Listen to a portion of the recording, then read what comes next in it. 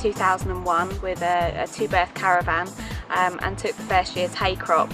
We then embarked on a project of a lifetime where we developed the farm and turned it into the dairy goat herd that it is now, and the education centre, and producing our award-winning ice cream. Really, we didn't have education in mind as such when we first started here.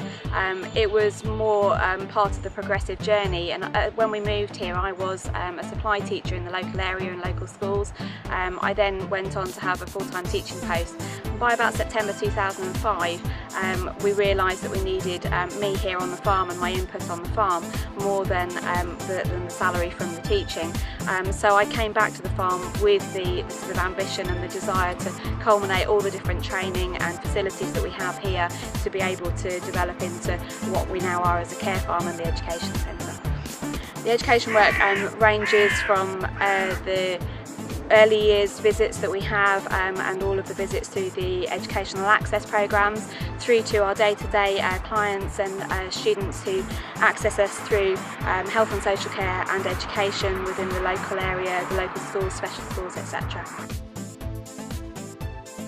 The learning experience is special here because we really focus on it being about meaningful activity. The guys actually get involved in something which has an end that they can see and a result, and they get to take some of that away with them. Whether they're here on a weekly basis or whether they're here for a one-off visit, we try to always give them a part of their activity and their experience to take away with them. We have quite strong links here with the Essex Wildlife Trust.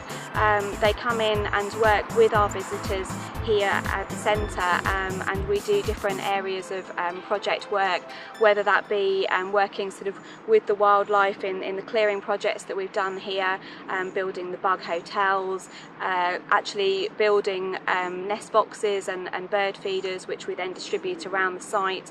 The students also, when they're here, they're part of monitoring the wildlife that's here, and that's part of some of the activities that they do, right through to actually making sort of bird feeders and hanging the apples up with the seeds around the site, choosing suitable locations and considering why those places are suitable. But through the projects that we do here, we create environments for the wildlife. For example, here we have the bug hotel.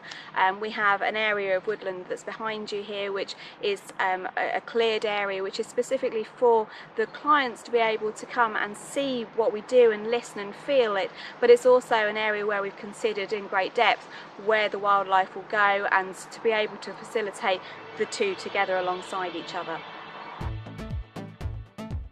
Really, my dream and my aspiration is to be able to look around the whole farm site, and everywhere you look you can see people busy away doing projects that are all about the biodiversity, are all about capturing life and experience, birth, death, the whole process, and that's within the nature, the conservation, the horticulture and the livestock that we have here on the farm.